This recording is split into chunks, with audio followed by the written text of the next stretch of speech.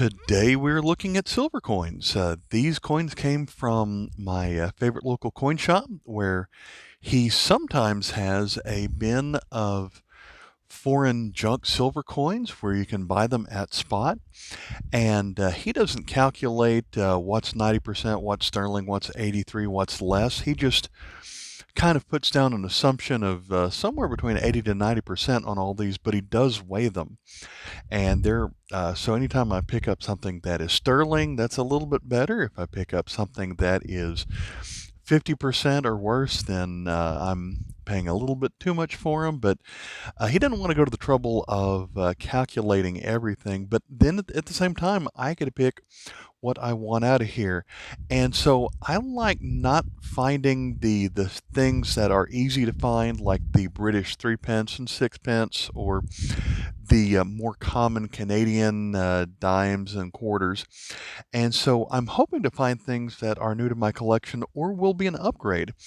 And so with the coins we have on the screen right here, the day that I went, spot price was $24.50. And that was maybe 3 or 4 months ago. And the day I'm recording it, it has fallen down to 22. So just as an investment standpoint, these have already lost money, I suppose. But usually if you're a silver stacker, you're in it for the long haul.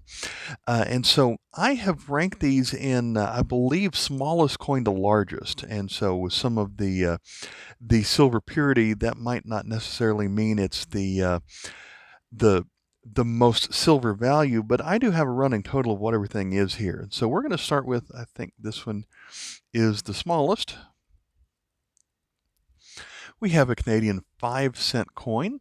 So the United States used a half dime silver 5-cent coin but they discontinued it well before the Canadians switched to the beaver nickel. So this one is dated 1918. This one is not that rare, but I did get it because I thought it would be an upgrade to my collection. So we do have George V on here.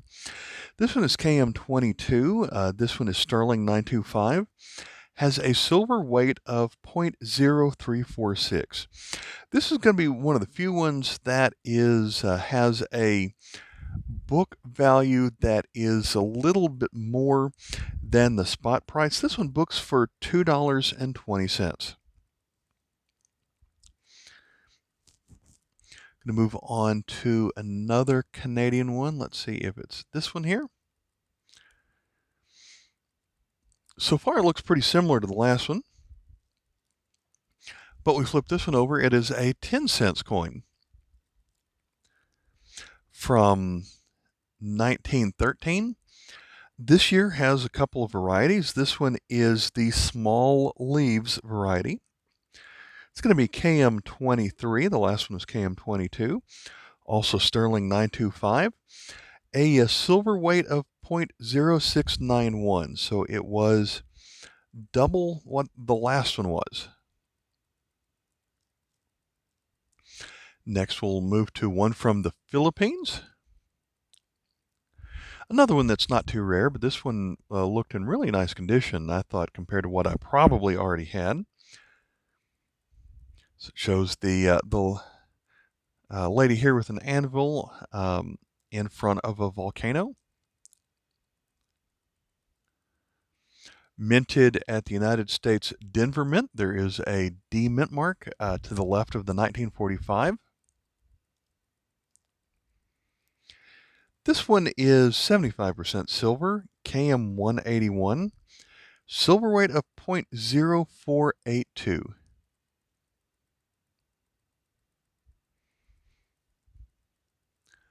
The next one is a country I don't find as many silver coins from. They're certainly out there, though. We have the Dominican Republic.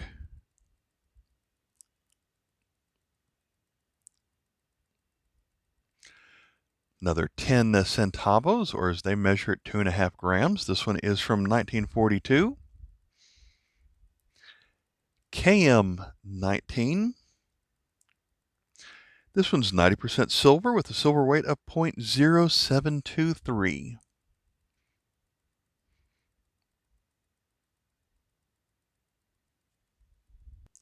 Next, we'll move on to one from Cuba.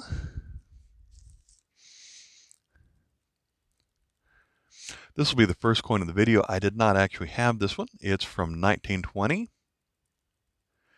Also listed as 2.5 grams on here. Also lists the 90% purity on this side. So the coins that say Patria y Libertad are the ones from Cuba. Has a large star with rays coming out of it. República de Cuba, 10 or 10 centavos. This one is a key date, 1920. KM12, another 90%. So just like the last coin, 0.0723 ounces of silver. So now we're going to move to coins that are about the size of a United States quarter. We're going to pick up this one, which is a Switzerland 1 franc coin.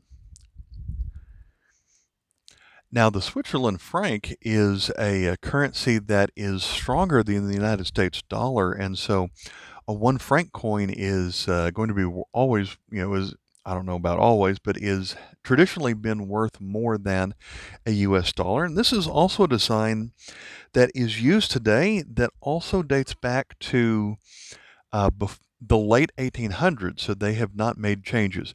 With one exception, they added a star to the design when they had went from I think 22 to 23 stars when they added another canton, which is what they call states. I think this coin was made out of silver up until 1967, but that's just a guess. I bought this one as an upgrade, but these Swiss coins tend to have a book value that far exceeds their spot price. So this one is KM24, so 1946, has a B burn mint mark at the very bottom here. It is 83.5% silver and has a silver weight of 0.1342. So at $22, you're looking at about $3 of a silver value on this one. But the book price is going to be $9 on that one. So I didn't really get it to flip it like that, but it's always nice to see things like that when you can get it for spot price. Now we're going to move to Italy.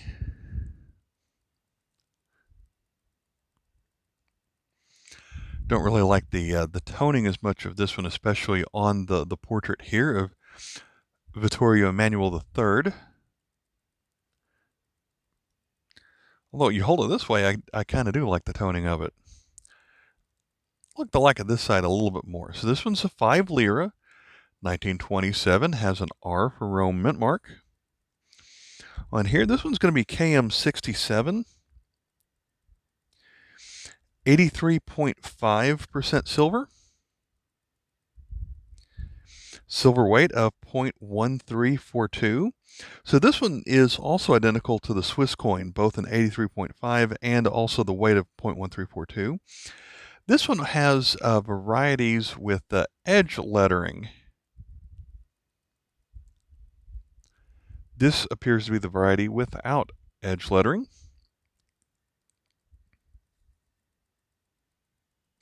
Next, we'll move to the oldest coin in the video. That's going to be this one from Panama. And when I talk about Panamanian coins, I always point out how they peg their currency to the United States currency. So a dime or a quarter is going to have the same metal content, the same weight, the same value as the United States coins. This coin was made before that happened. So this is not, or this is a Panamanian. I think I got these out of order. I sure did. So this one is the same shape and size and silver content as a quarter, because it actually says un quarto de Balboa. Their currency is a Balboa, because it pictures Balboa on their coins. Flip it over. They've got their shield on here. 1947. Over here is where it says it's 90%. has the grams over here that looks like it is 6.25. I think it's really tiny to look at with the naked eye. This one is KM 11.1, or a silver weight of 0.1809. Now, this is called the high relief version of the coin of Balboa. Some newer years, it doesn't appear as raised off the surface of the coin. So I did these out of order. I meant to do this one next, and instead I meant to do this one first. So this one is another one from Panama, but this was before they had it pegged to the United States currency. So we've got an older coin, 1904. Still has Balboa pictured on here, and he's labeled above the date there at the very bottom. This one, however, is a 10 or 10 centésimos of a Balboa.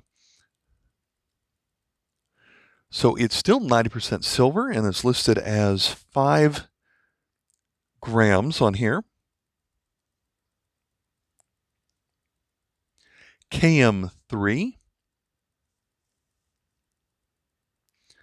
This is a 1-year coin and has a silver weight of 0.1447. This was the second coin of the video, which was brand new to my collection. We're going to move back to the Philippines, where we have this 50 centavos coin.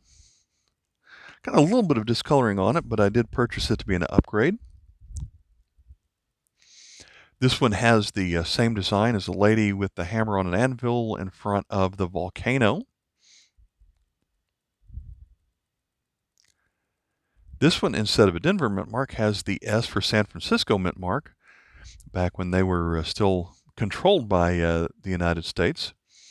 So in 1945, this one is, like the other coin, is 75% silver, KM 183, and a silver weight of 0.2411.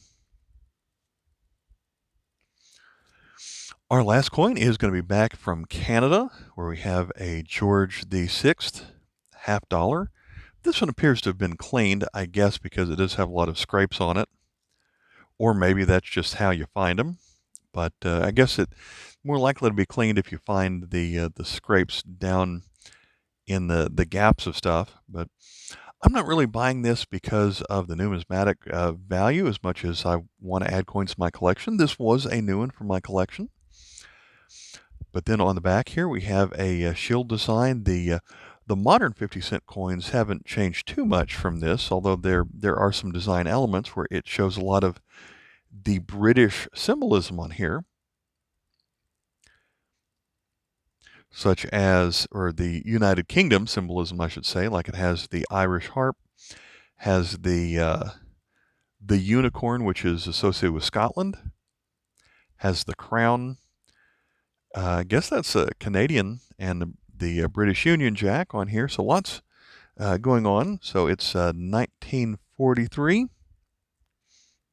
KM 36. Might be wrong about that being French, although I usually associate that symbol with French. And of course, a portion of Canada was controlled by the French at one point, and maybe that's that a Welsh symbol. So maybe I need to do more research on here. Of course, we have the maple leaf down here. So this one is KM 36, 1943, 80% silver. And so they have nice, easy totals once they switch to 80%. So this is 0.3 ounces of silver. Exactly on here. So that made it easy to calculate. So the dollar coins were 0.6. So that means the half was 0.3, the quarter was 0.15, and the dime was 0.06 ounces of silver. So if you need another silver value, that made it really convenient back then. All right, so that is our video here. When you add all of this up, we had a total of 1.33 ounces of silver. I paid $34 for this bag, and the day I bought it, the silver value was 32.65, and like I said, it's come down a couple dollars since then. I also have to pay when I use my debit card. I have to put a 2% bullion price added to it because I'm not paying cash on here. But still, I like getting these coins close to spot price, and especially when there are three coins new to my collection and several which are upgrades. And the worst thing that can happen is I have a silver coin that is worth what I paid for it, that I can add to my trade or stack silver collection. All right, thanks for watching. Bye.